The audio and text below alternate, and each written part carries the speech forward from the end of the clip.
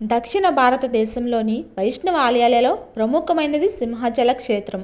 తూర్పు కనుమలలో ప్రకృతి సౌందర్యం నడుమున వెలిసిన స్వామి. అశేష భక్తకోటికి ఇలవేల్పు శ్రీ మహావిష్ణువు దివ్యమంగళ విగ్రహం కనుమరుగైంది. చక్రవర్తులలో ఒకరైన పురూరవుడు ఊర్వశితో గగన మార్గమును విహారిస్తూ ఉండగా వారి వాహనం స్వామివారు ఉన్న ప్రదేశం నుండి ముందుకు కదలకుండా నిలిచిపోయింది.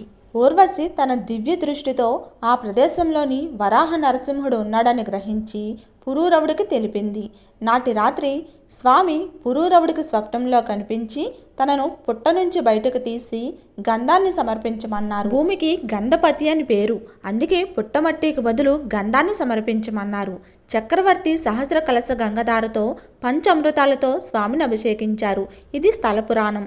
హిరణ్యకశిపుడు వధానంతరం ఉగ్ర నరసింహుడిని చల్లబరచడానికి దేవతలే చందనం పూశారని భక్తుల విశ్వాసం.